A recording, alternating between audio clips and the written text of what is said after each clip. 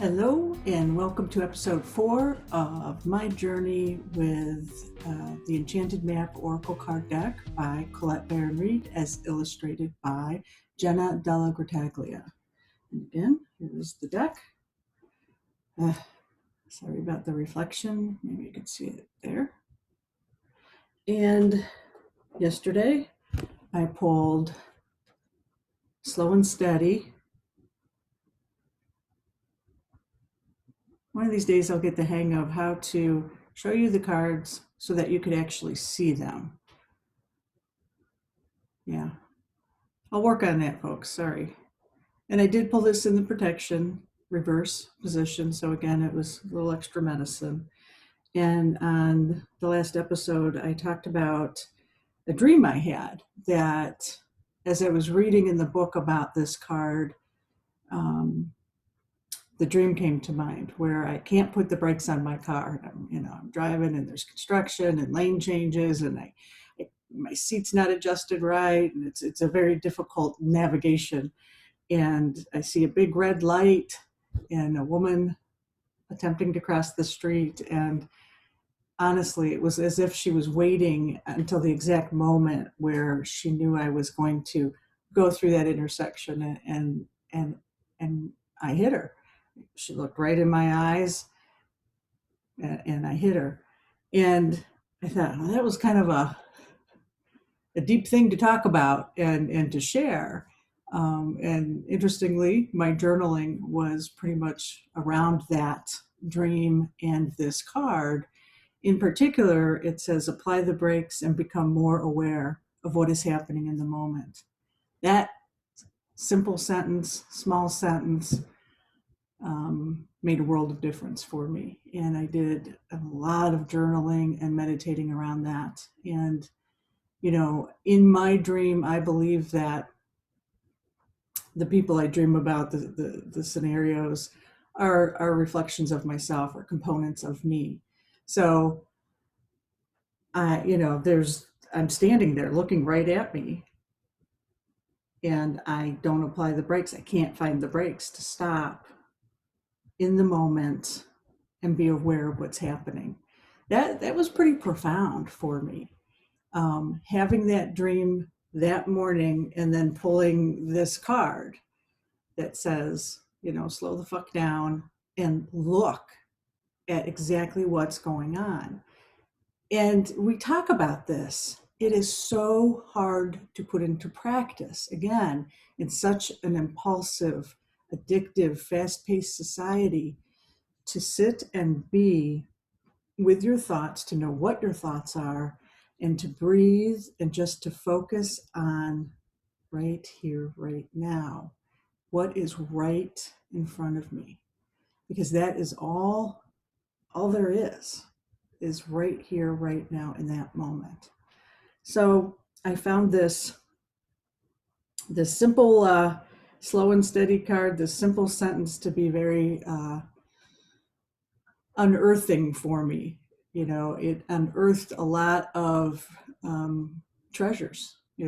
I've had an emotionally and spiritually painful past 24 hours. However, I look at those situations as opportunities for growth. A lot of emotions, a lot of tensions, and I just kept thinking of this card and visualizing it, and was, as emotions would build, or as my breathing would increase, I'd be like, okay, slow and steady. Try to step back. Try to step outside of myself and see myself. Like in the dream, I saw myself, but I ran right over myself. So good stuff. Today, before I pull my card, I wanted to talk a little bit about why the map, what's different about this deck, and what was so profound for me when I read the book, which, by the way, there's been a little confusion. The book that I'm referring to does not come with the deck. So this is a book that Colette wrote and sells separately the map is based on, the deck is based on the book, but within the deck of cards, you get the little guidebook. Okay, so the guidebook goes card by card and talks about, in the upright and in the reverse position, um, what those mean from Colette's point of view. So this book covers some of that, but it covers much more than just the deck. It talks about some of the philosophies and principles around this whole concept. And I think one of the things that really struck me with this, that still does, and I think is just an incredible concept, is we talk a lot about, who are we? When we do this inner work, we dig deep, we try to figure out who am I really deep down in here? I'm doing this soul work, I'm doing this shadow work, I'm doing this. Who am I, and what is my purpose here? Well, in this context, in the map, what I really enjoy is it talks about where are you and when are you? And boy, that was like, like I never really thought about it that way. So Colette calls this a psycho-spiritual landscape that we have in our mind, that we live in. And we need to identify where we are, where we're living, what that landscape is. Is it stuck in the mud? Is it the dry desert? And when is it? Is it when we were 7? Is it when we were 18 that we're having this emotion or these thoughts? So that is the perspective that this takes. Joseph Campbell talks about myths, our mythology, and the many faces that we put on, the masks that we wear. Carl Jung talks about the masks, our personas. And this is a similar concept in terms of our many environments. And, where are you? What does it look like where you're at? How old are you? What do you see and hear? So that's one of the reasons why I really, really related to the book. And I was so excited. I've kind of put off really getting to know the deck because I wanted to be more personally prepared. So while I read the book, it was the first book I read on my spiritual awakening journey 2 years ago, I then delved into other oracle decks, primarily because Colette, when I started her school, she uses a deck called Wisdom of the Oracle, and that's her teaching deck. And the first course I took was called Personal Mastery. And so that class is about mastering myself first before I would even consider talking to other people about oracle cards and working with other people.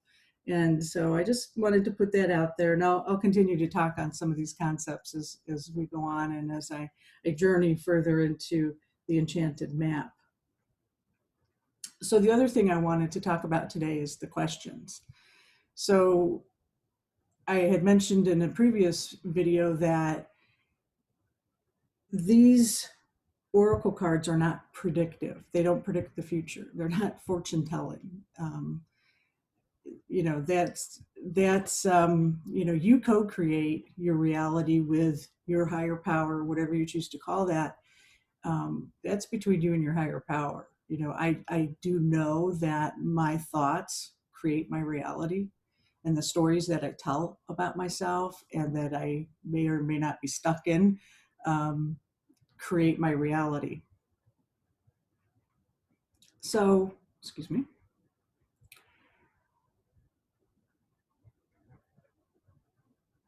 My throat gets so dry.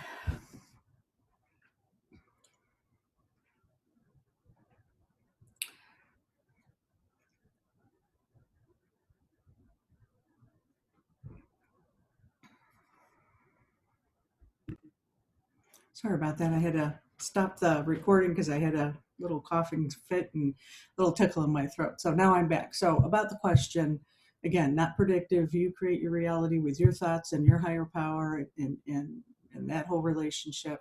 So the cards, uh, these oracle cards, help us to tap into uh, that unconscious part of us that often drives our behaviors and can help us to understand why we do what we do. So the cards help us to have a conversation, go deep quickly, a deep conversation about who we are, when we are, why we are. And so the questions need to be more in alignment with that energy. So today I'm going to ask, what do I need to know about the story I tell myself regarding my value? And this comes from, I said I had a difficult 24 hours, spiritually, emotionally, mentally. And so this question comes out of some of the prayer and meditation work that I've been doing and journaling. There was some real strong sense of not being of value or being worthy enough, and I'm getting tired of that. Um, that's certainly something that a lot of us can relate to, I'm sure. And when it comes up this strong, it's like, okay, I got to stop and look at this, right? I got to put on the brakes, stop, be, and just kind of go, okay, where am I? So that's going to be my question today. What do I need to know about the story I tell myself regarding my value?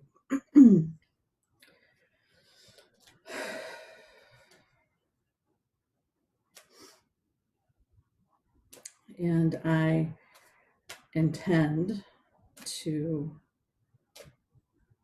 be an open channel to the wisdom of the universe. I intend to only read and speak the truth for my highest good and the highest good of all.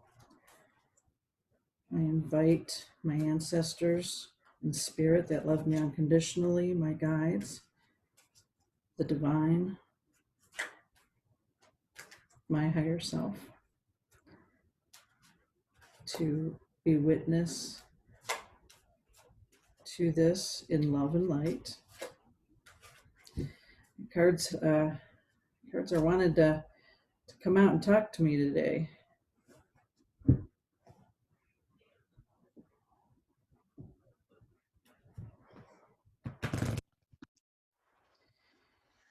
Ooh, no, that didn't work so well. These cards are real stiff, and they're kind of big. I have big hands, so they're kind of hard to shuffle. I try to do the bending as much as I can to get them a little more pliable.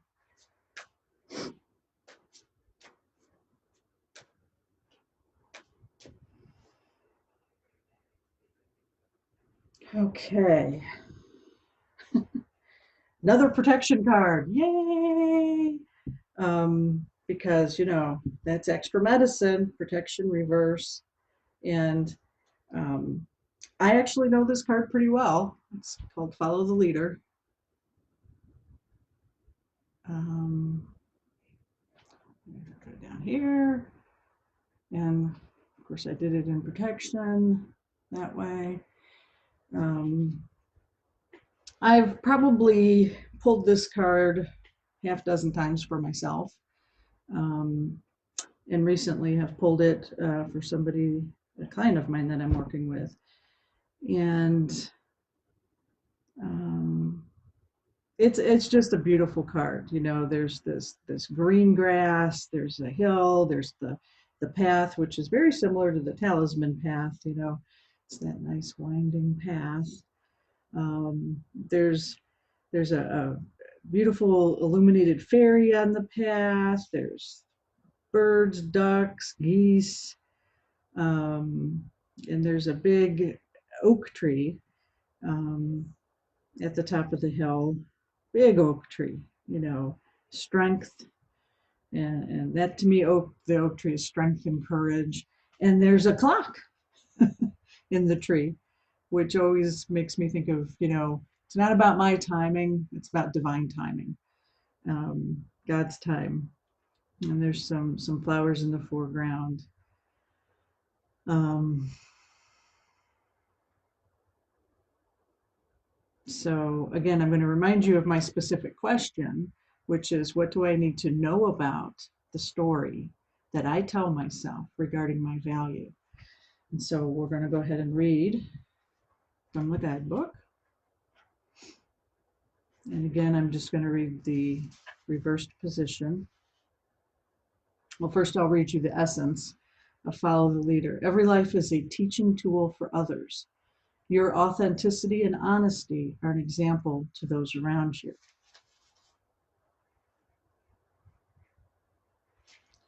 So in reverse, the Follow the Leader card offers a gentle push to get up and take the lead. In a relationship or partnership, be the one to voice what must be said. Muster your courage and speak your needs aloud. Affirm what you like and what you feel. Don't just hope for someone else to fix the problems you see. If your inquiry is about a career or project, you must take the initiative to draw up a proper plan. And if it's about a personal relationship, you must be clear about your intentions and desires. Boldly begin a discussion about how things really are and how to make the situation work for the highest good of all. Do this as soon as possible. You may be pleasantly surprised by the results. So you can't make this shit up. So just to disclose a little bit, so there was a situation this morning with my wife, and there was a conversation where uh, I had opened the door to the conversation. So I guess in a sense I took the lead, and her response, and what, she voiced her truth, and what was on her mind was what brought up a lot of emotion in me and made me question my value. And it brought up, um, somebody very small and vulnerable. And so that's why I came up with this question today. And it's interesting, the original question had nothing to do with where the conversation went between the two of us.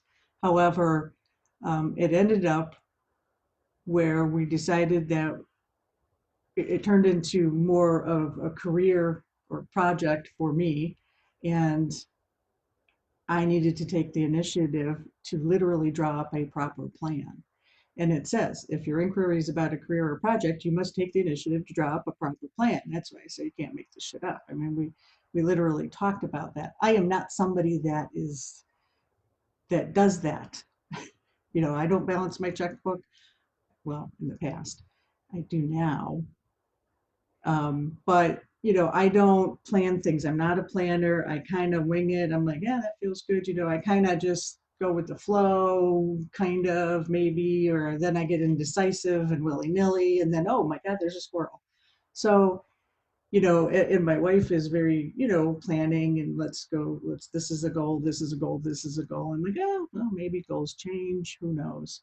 Um, so so it's interesting, and it's in that reverse position, that extra protection, that extra love. So you must be clear about your intentions and desires. Boldly begin a discussion about how things really are and how to make the situation work for the highest good of all. So it's not just about me, right? It's not just about how is it going to be best for me, because I'm in a relationship. So how is it going to work for both of us? And you know how this relates to the story I tell myself regarding my value is something I'm going to really sit with and contemplate and journal about, and we'll talk more about that tomorrow. Until then, namaste.